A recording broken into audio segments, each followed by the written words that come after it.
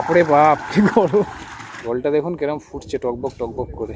যে একাউন্টটা খন্ড হয়েছিল সেখানে মায়ের এই জায়গাটা পড়ছে গরু মধ্যে সব জায়গায় দেখবেন কালী, এখানে মা কিন্তু স্বয়ং দুর্গার রূপে পূজিত। এখানে অষ্টাবক্রমণি ৬০,০০০ বছর তপস্যা করেছেন, ৬০,০০০। এটা ২৫০ বছর আগেকার মূর্তি।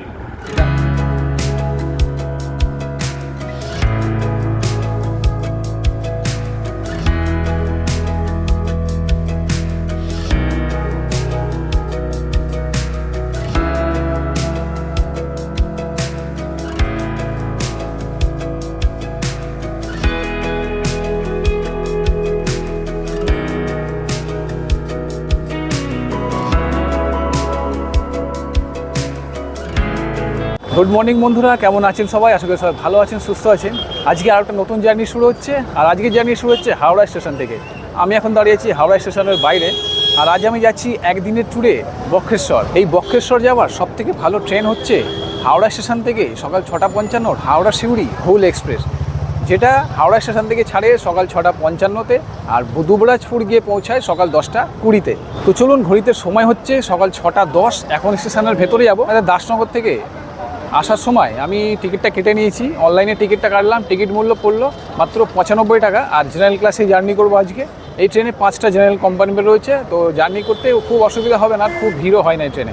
তো চলুন এখন স্টেশনের ভেতরে যাব। তো বন্ধুরা, বোর্ডে আমাদের ট্রেনের শিডিউল দিয়ে দিয়েছে 7 নম্বরে হাওড়া সিউড়ি এক্সপ্রেস। তো চলুন প্ল্যাটফর্মে যাওয়া যায়। এই হচ্ছে 7 নম্বর প্ল্যাটফর্ম, চলে এসেছি।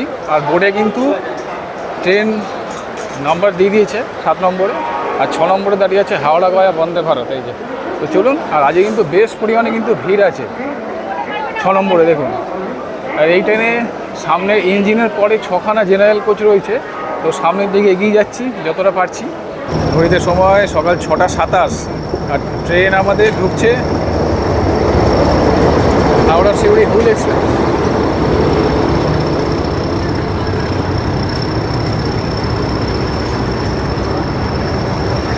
প্ল্যাটফর্মে ট্রেন দিয়ে দিয়েছে। এই যে আমার পিছনে দেখছেন দাঁড়িয়ে আছে। এই ট্রেনে, এই হুল এক্সপ্রেসে টোটাল কিন্তু 8টা জেনারেল কম্পার্টমেন্ট রয়েছে। ইঞ্জিনের পর থেকে এই সামনের দিকে রয়েছে 6টা, আর একদম পিছনের দিকে রয়েছে 2টো। তো আমি প্ল্যাটফর্মে ঢোকার সময় দেখলাম পরপর ওই থেকে প্রচুর ভিড়, মানে 2টো কম্পার্টমেন্টের কাছে প্রচুর ভিড়। আর সামনের দিকে যদি আপনারা এগিয়ে আসেন তাহলে কিন্তু এইদিকে প্রচুর ফাঁকা।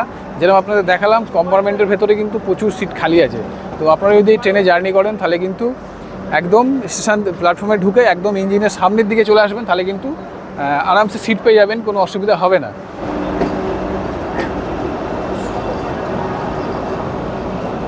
ঘড়িতে সময় সকাল ৬:৫৫, আর ট্রেন আমাদের হাওড়া স্টেশনের 7 নম্বর প্ল্যাটফর্ম থেকে ছেড়ে দিল।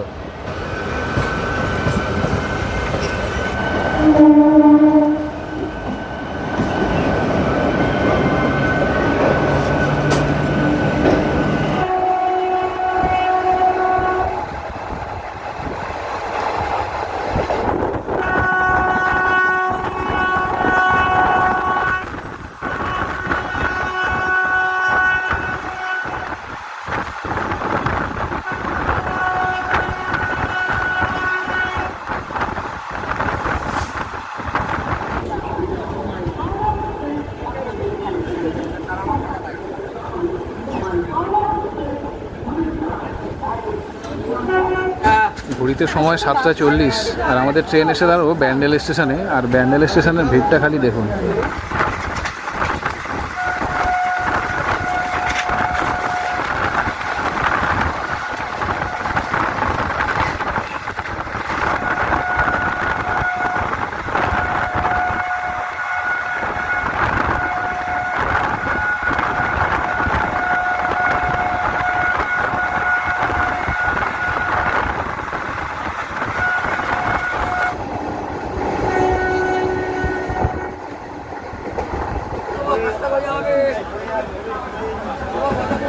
আজকের এই জার্নিতে আমরা কভার করব টোটাল 221 কিলোমিটার। আর আমাদের ট্রেনের হল্ট আছে টোটাল 8টা। 221 কিলোমিটার জার্নি করার পর আমরা পৌঁছে যাবো আমাদের ডেস্টিনেশন দুবরাজপুর স্টেশনে। আর আমাদের ট্রেন ঘড়িতে সময় হচ্ছে সকাল 8:30, আর ট্রেন আমাদের বর্ধমান স্টেশন ছেড়ে রওনা দিল। আর এর পরের হল্ট হচ্ছে মানকার স্টেশন। তো চলুন ভিডিওটা দেখতে থাকুন।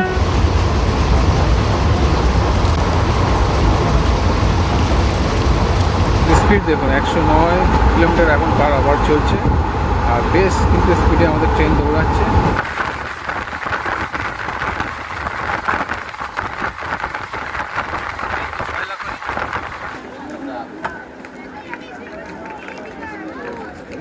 নেমে পড়লাম দুবরাজপুর স্টেশনে।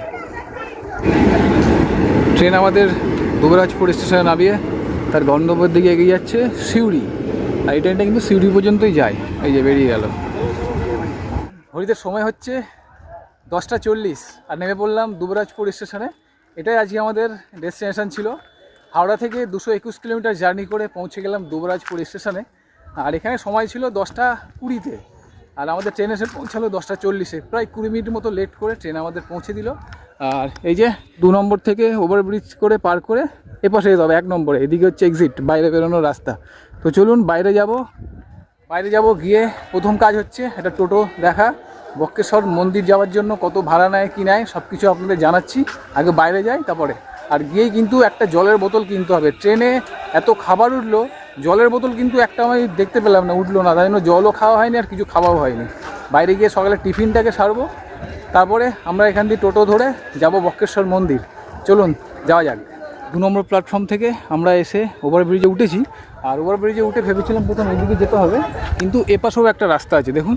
এপাশে এখানে স্টেশনে প্ল্যাটফর্মে একজনকে জিজ্ঞেস করলাম যে বক্রেশ্বর মন্দির যাওয়ার জন্য টোটো কোন দিক থেকে পাবো। তো উনি বললেন এই দিকে যেতে, মানে ওভারব্রিজে উঠে আপনার ডান দিকে যেতে হবে। ডান দিকে দেখুন আরেকটা রাস্তা আছে, এই যে এখানে একটা গাছ আছে, এখানে অনেক টোটো পেয়ে যাবেন। আর সে পাশেও কিন্তু একটা যাওয়ার রাস্তা আছে। তো চলুন এদিকে যাওয়া যাক। আর কত কি ভাড়া নিচ্ছে বলছি। চলে এলাম বাইরে, আর এখানে দেখুন অনেক টোটো দাঁড়িয়ে আছে। এখানে আপনারা টোটো পেয়ে যাবেন মন্দির যাওয়ার জন্য। তো চলুন জিজ্ঞেস করি একবার। বক্রেশ্বর মন্দির, এখানে টোটোতে বসা নিয়ে দেখুন ঝামেলা হচ্ছে টোটোওয়ালাদের মধ্যে, কে কোন টোটোতে যাবে। এখানে কিন্তু ভাড়া জিজ্ঞেস করলাম, বলছে শেয়ারে 40 টাকা, কিন্তু এখন ব্যাপার হচ্ছে শেয়ারে যাবে না, বলছে রিজার্ভ করতে হবে, কারণ শেয়ারে এখন মানুষজন নেই।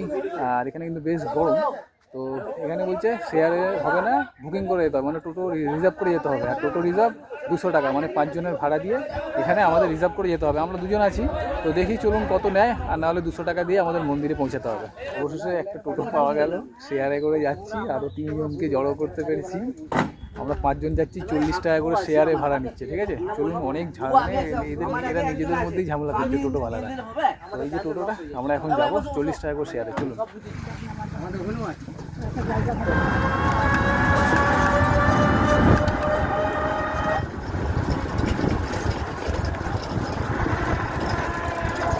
ওপরে চলে এসেছি মন্দির চত্বরে। আর টোটোওয়ালাটা আমাদের মেন যে তোরণ আছে, মেন যে গেট প্রবেশদ্বার আছে, সেখান থেকে কিন্তু অনেকটাই ভেতরে নিয়ে এসছে। আমার পেছনে দেখুন অনেক ছোট ছোট কিন্তু এখানে অনেক রকম মন্দির আছে। আর মেন মন্দির হচ্ছে বক্রেশ্বর, মেন মন্দির হচ্ছে এটা হচ্ছে এই সামনে দেখুন, সামনে। আমরা প্রথমে এইটা ঘুরে দেখবো, তারপরে যে উষ্ণ প্রসবন আছে সেই দিকটা যাব। এখানে দেখুন অনেক ছোট ছোট কিন্তু এরকম মন্দির আছে, দেখুন খুব সুন্দর লাগছে এই মন্দিরগুলো দেখতে। আর মূল মন্দির হচ্ছে এই যে, আর মূল মন্দিরের গেটটা খুব সুন্দরভাবে বানানো, উপরে ভোলেনাথ বসে আছে, আর বেশ সুন্দর করে কিন্তু বানানো আছে এই যে। তো চলুন ভেতরে যাওয়া যাক। তো এই মন্দিরে ঢুকে গেলাম বন্ধুরা। আর এই যে এখানে দেখছেন, এটা কিন্তু যখন শ্রাবণ মাসের পুজো হয় তখন কিন্তু এটা দিয়ে লাইন পড়ে। আর এই যে দেখছেন, এটা হচ্ছে শিবগঙ্গা। আর এখানেও কিন্তু জলটা আস্তে আস্তে কিন্তু ফুটছে দেখুন, তবে এটা অতটা গরম নয়। বক্রেশ্বরে যে 7টা কুণ্ড আছে তার মধ্যে কিন্তু এইটা একটা, আর বাকিগুলো আপনাদের আমি দেখাচ্ছি। তো চলুন এখানে গিয়ে হাত পাটা ধুয়ে নিই। এইখানে যেই জলটা কীরকম, তো এটাও গরম আছে কিন্তু অতটা গরম নয়। পাটা ধুয়ে নিই, চলুন যাওয়া যাক মন্দিরে। এখানে একটা সুন্দর গণেশজির মূর্তি আছে, এই হচ্ছে বক্রেশ্বর মহাদেবের মন্দির। এখানে দেখবেন শ্রী অষ্টাবক্রমণী ভক্তকে বড় করে ভগবান আজকে ভক্তের পুজো হয়, তো ভগবান একটা গড়িয়ে পড়ের মধ্যে দুটো শুনে ভক্ত এবং ভগবান। ঋষি অষ্টাবক্রমণী তার মাতৃ গর্ভে থাকার সময় তার বাবার বেদপাঠ বুদ্ধি বল দেওয়ার পর তার বাবা অভিশাপে দেখা যায় যখন অষ্টাবক্রমণী ভূমিষ্ঠ হয়, দেখা যায় তার আটটা যত বড় হতে থাকে তার 8টা অঙ্গ ব্যাখ্যা হয়। ওই জন্য তার নাম হয় অষ্টাবক্রমণী। অষ্টাবক্রমণীর সাধারণ স্থল হচ্ছে বক্রেশ্বর, তারই নাম অনুসারে জায়গার নাম বক্রেশ্বর নাম হচ্ছে তারই নাম। অষ্টাবক্রে বক্র, শিবের সঙ্গে বক্রের সঙ্গে। আচ্ছা একটা মাতৃ করে দেখবেন দুটো শিবলিঙ্গ কোথাও নেই ভারত ভক্ত কিন্তু। আর পাশে দেখবেন মায়ের সতী পীঠ আছে, 51 ফিটের একটা পিঠ, এখানে মায়ের পেটে রাখা পুরো মধ্যস্থল মন। আচ্ছা, ভুরুর মাঝখানটা। মন বলা হয়। আচ্ছা আচ্ছা। এখানে মায়ের নাম হচ্ছে মোড়পাত দেবী মহিষ মূর্তির দুর্গা, স্বয়ং এখানে মা দুর্গার রূপে পূজিত হয়। কত ঘন্টা বাঁধা আছে। আর এই দেখলাম জয় ভোলেনাথ, জয় শিব শম্ভু।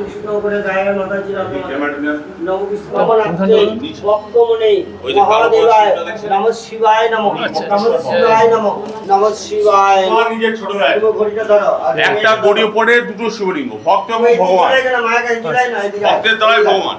আচ্ছা, ভক্তকে বড় করে উনি ভগবান, ভক্ত বড় করে ভগবান নিয়ে ছোট হয়। এখানে অষ্টাবক্রমণি 60,000 বছর তপস্যা করেছেন, 60,000 তপস্যা করার পর স্বয়ং মাটির নিশ্চিত ভক্ত বড় আছে ভগবান। এখানে ভক্তকে বাঁধানো আছে, এনাকে কেউ স্পর্শ করতে পারে, পরশমণি বলা হয়। পরশ পাথর তো পরশমণি বলা হয়, ওনাকে কেউ স্পর্শ করতে পারে। এই জল ঢালছে সব এই দুধ ঘি মধুর জল যেটা দেয় চিত্ত মধ্যে ঢুকে যায়।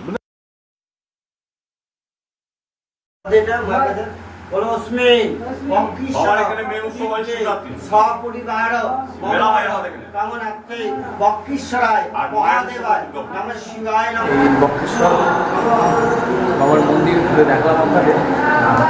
এতটাই অবান্ধব হয়েছে, একদম ভেতরে গিয়ে স্পর্শ করতে পারলাম বাবা। কিছু ঘুরে দেখলাম, এই হচ্ছে মন্দির। তো এখন যাবো মায়ের মন্দিরে, চলুন।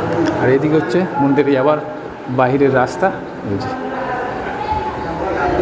এই এখান থেকে বেরিয়ে ঠিক এই দিকে যেতে হবে, ডান দিকে। আর ডান দিকে রয়েছে মায়ের মন্দির। এটাই হচ্ছে মায়ের সতীপীঠ, 51 পীঠের একটা পীঠ। আপনাদের যেমন বক্রেশ্বর হচ্ছে মা মহিষী মূর্তির দুর্গা, মা স্বয়ং এখানে এই জায়গাটা পড়ছে পুরো মধ্যস্থল মন। আচ্ছা, সতীর যে 51টা খণ্ড হয়েছিল সেখানে মায়ের এই জায়গাটা পড়ছে পুরো মধ্যস্থল। সব জায়গায় দেখবেন কালী, এখানে মা কিন্তু স্বয়ং দুর্গার রূপে পূজিত।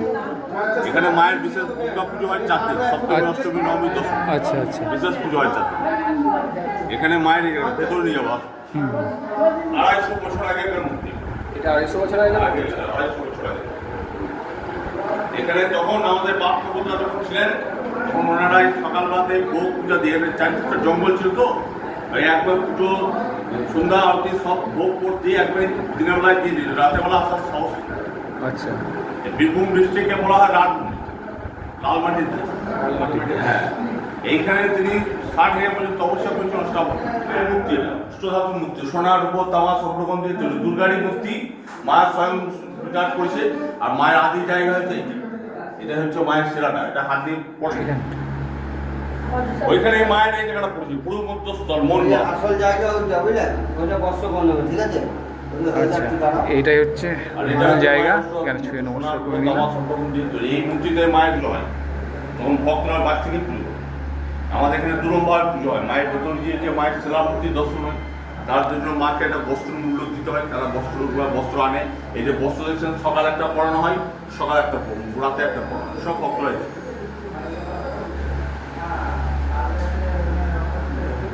মূল মন্দিরের পাশেই আছে দেখুন বটুকনাথ ভৈরব মন্দির।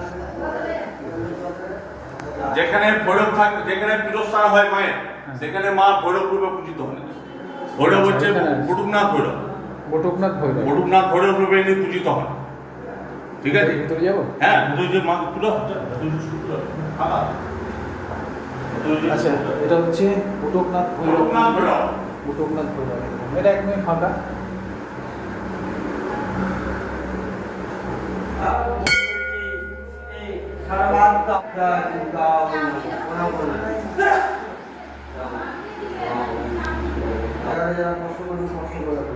এখানে ভিড়টা বেশি হচ্ছে। এখন আমি আছি 51তম সতীপীঠ মা মহিষী মর্দিনী। এখানে মা দুর্গার রূপে পূজিত হন। আর এই হচ্ছে মূল মন্দির। এই লেখা দেখুন সতীপীঠ মা মহিষ মর্দিনী। আর সুন্দর একটা মন্দির। এই যে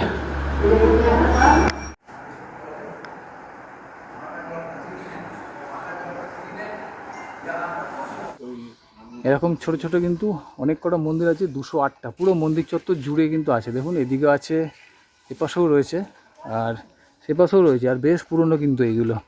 একদম অশ্বত্থ গাছে কিন্তু একটু জড়িয়ে গেছে দেখুন।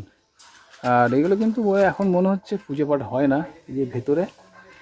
আর এদিকেও রয়েছে প্রচুর, মানে মন্দির চত্বরটা কিন্তু বেশ বড়। আর এই জায়গাটা বেশ প্রচুর গাছ রয়েছে, এখন ঠান্ডা আবহাওয়া রয়েছে এখানে, আর নাহলে কিন্তু এখানে গরমটা বেশ ভালোই রয়েছে। তো চলুন পুরো মন্দির চত্বরটা ঘুরে দেখছি আর আপনাদেরও দেখাচ্ছি। এটা দেখা হয়ে গেলে আমরা যাবো উষ্ণ প্রশমন আছে সেইখানটা, অক্ষয় বটবৃক্ষ। আচ্ছা, এখানে পুজো পাঠ এখন কিছু হয় না? গাছ নামাল তো টোটালটাই নামানোর মধ্যে গোটাটাই ঘিরে আছে। এই যে মন্দিরের গায়ে দেখছেন এই যে এরই সব শাখা পোশাখা রয়েছে নাকি? হ্যাঁ, প্রচুর শাখা শাখা প্রচুর আছে। আচ্ছা, গাছ মেন উৎসটি এটা, এখান থেকেই সব চারিদিকে গেছে। মেন উৎস এটা? নামাল ওখানে গেছে, ওই নামাল এখানে গেছে, এইভাবে গেছে। এই গাছগুলো তো অন্য, দেখছেন না মন্দির থেকে গোটাটাই ঘিরে দিয়েছে নামাল। হ্যাঁ তাই তো। এই মন্দিরটা ছোট একটা মন্দির, পুরো গাছে দেখুন ঢাকা দিয়ে দিয়েছে, মানে ঘিরে নিয়েছে। এই যে গাছটা বট গাছের ঝুড়িতে পুরো ঘিরে দিয়েছে একদম। এখানে দেখুন মন্দির কিন্তু ছোট ছোট অনেক আছে, আর বেশিরভাগ মন্দিরেই কিন্তু এরকম গাছ দিয়ে পুরো ঘিরে নিয়েছে গাছগুলো। এখানে একটা রয়েছে, আর এই আমার সামনেও এইখানেও একটা রয়েছে, আর ওটাকেও তো পুরো ঘিরে নিয়েছে। আর এখানে অনেক কটা ছোটো ছোটো শিব মন্দির আছে, যেটা আপনাদের বললাম। এগুলো কিন্তু এখন পুজো হয় না, এই যে সেগুলো সব মানে ভেতরে ময়লা হয়ে রয়েছে। এই যে অনেক পুরনো, বেশ পুরনো এগুলো। এই যে দেখুন,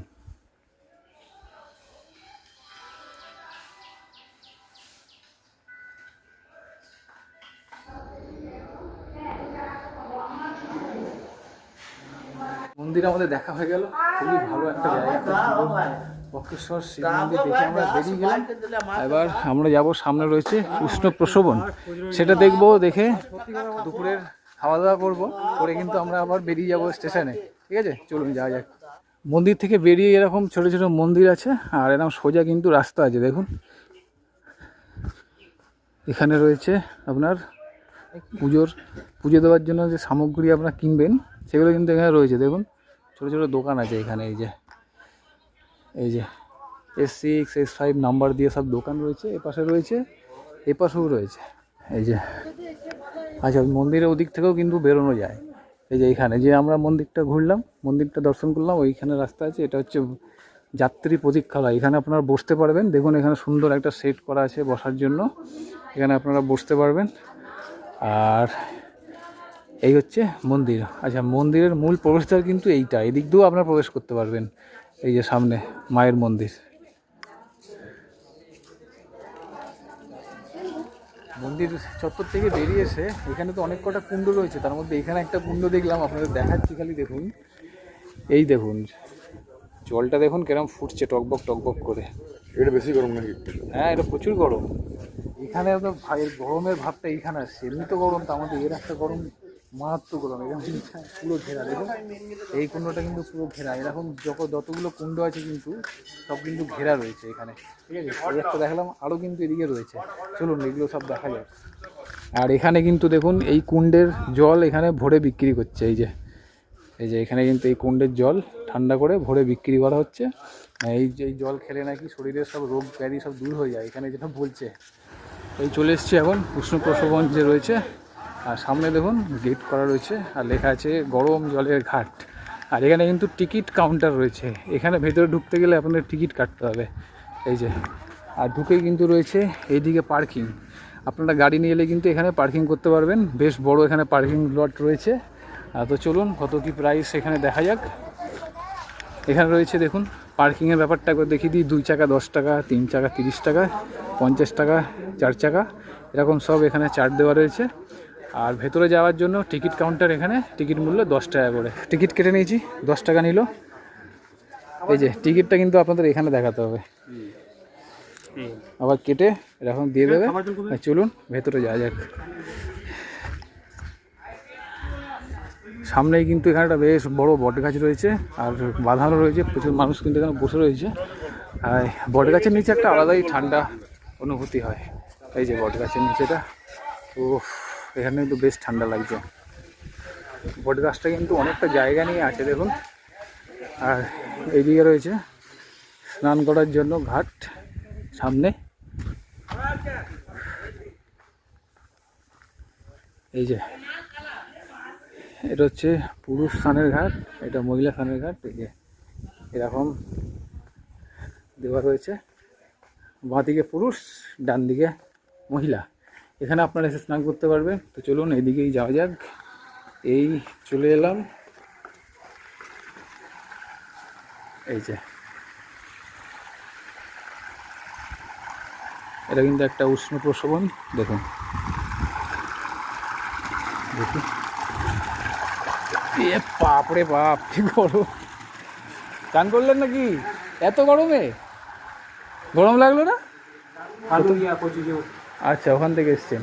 আচ্ছা, এই আমি হাওড়া থেকে এসেছি, সিউড়ির কাছে। আচ্ছা, এই জলে স্নান করলে কি কিছু মানে বেনিফিট কিছু আছে শরীরের জন্য? এই গরমের মধ্যে চান করলে না করতে হয় নাকি?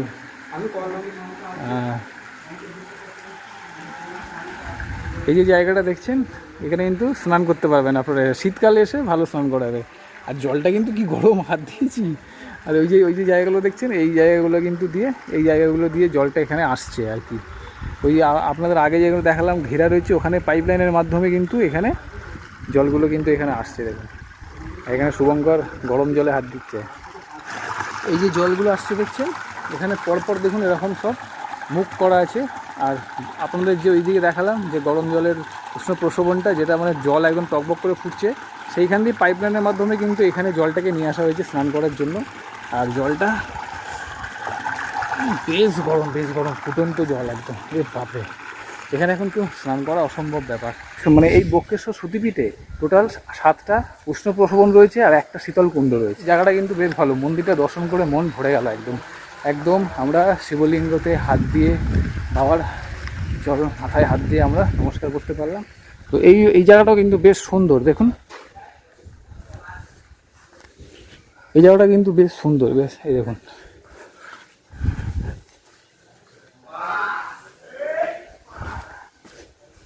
এই যে,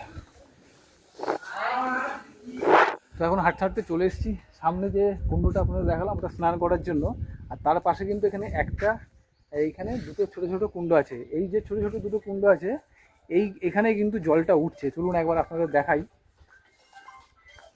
এই যে দেখছেন এখানে দেখুন জলটা ফুটছে। দেখুন আগে আপনাদের একটা দেখালাম, আর এখানে একটা আছে, ওই পাশে একটা আছে। এখানে একদম টকবক করে জলটা ফুটছে। আর এই জলগুলো সব এনে কিন্তু এখানে স্টোরেজ করা হচ্ছে। আর এখানেও জলগুলোও কিন্তু ফুটছে। এখানের জলের টেম্পারেচার বললো 65 ডিগ্রি, মানে ভাবতে পারছেন কতটা গরম। এই জলটা পাইপলাইনের মাধ্যমে যেখানে স্নান করার জায়গাটা, সেইখানে নিয়ে যাওয়া হচ্ছে। কিন্তু শীতকালে এলে বেশ আরাম হবে। তো এখানে সবকটা কুণ্ডই আপনাদের দেখিয়ে দিলাম। তো চলুন এখন আমরা বেরিয়ে যাব। এই যে মন্দির যাওয়ার পথ, আমরা মন্দিরটা যেহেতু আগে দর্শন করে নিয়েছি, আমরা এদিক থেকেই বেরিয়ে যাব। একে তো এমনি টেম্পারেচার হাই, বিশাল গরম, তার মধ্যে এই উষ্ণ প্রসবন জলের যে ভাব, তাতে আরও জায়গাটা মানে বিশাল প্রচুর গরম হয়ে গেছে। তো চলুন, আমরা দেখা হয়ে গেছে, এখন চলে যাবো। এখানে কিন্তু অনেক কটা হাঁটার সময় হোটেল দেখলাম। ওই হোটেলগুলোর মধ্যে যে কোনো একটা হোটেলে দুপুরের খাওয়া দাওয়াটা সেরে, আর আমরা যে টোটোটা করে এসেছি সেই টোটোওয়ালাকেই বলে রেখেছি যে আমাদের আবার নিয়ে যাবে স্টেশনে। সে আমাদের জন্য ওয়েট করছে। তো এখন ঘড়িটার সময় হচ্ছে প্রায় 12টা 40। তো দুপুরের খাওয়া দাওয়াটা আমরা এখানে একটা হোটেল দেখে খেয়ে নিই। কিন্তু আমাদের আবার চলে যেতে হবে, কারণ 1:55-তে আমরা যে সকালে ট্রেনটা করে এলাম, সেই ট্রেনটা কিন্তু আবার শিউড়ি থেকে আসবে। আর দুর্গাপুরে সময় রয়েছে 1:55-তে হুল এক্সপ্রেস, সেই ট্রেনে আবার বাড়ি ফিরে যাবে। এখানে দেখুন এরকম অনেক হোটেল রয়েছে, জননী হোটেল, আরও সামনে আরও হোটেল রয়েছে। তো আমরা এই হোটেলটাতেই যাব। চলুন এই হোটেলটাতেই যাই। এই হচ্ছে হোটেলের ভেতরটা। অনেক কটা বসার জায়গা আছে কিন্তু এখানে থেকে বেরিয়ে কিন্তু এখানে মোটামুটি 4-5টা হোটেল আছে দুপুরে খাওয়ার জন্য। তো সেরকমই একটা হোটেল, সামনে লেখা আছে জননী হোটেল। ওই হোটেলটায় আমরা চলে এসেছি দুপুরে খাবারের জন্য। আর এখানে দুপুরে সবজি ভাত 50 টাকা মিল সিস্টেম। তো এই যে দিয়েছে, এখানে দেখুন ভাত দিয়েছে, ডাল আছে, এখানে আলু ভাজা আছে, আর এটা এঁচোড়ের তরকারি, আলু এঁচোড়ের তরকারি আছে। এই যে আলু এঁচোড়ের তরকারি। তো চলুন খাওয়া দাওয়াটা সেরে নিই, আমরা আবার টাইমে বেরিয়ে যেতে হবে। দুপুরে খাওয়া দাওয়া করলাম, খাওয়া দাওয়া কিন্তু বেশ ভালো ছিল। 50 টাকার মধ্যে, কম বাজেটের মধ্যে কিন্তু ভালো খাবার। ডাল ভাত ছিল, আলু ভাজা ছিল, আর এঁচোড়ের তরকারি ছিল, পরে একটা পোস্ত দিল, আর শেষ পাতে দিল কিন্তু পাঁপড় চাটনি। খাওয়া দাওয়াটা ভালো। তো চলুন যাওয়া যাক এবার।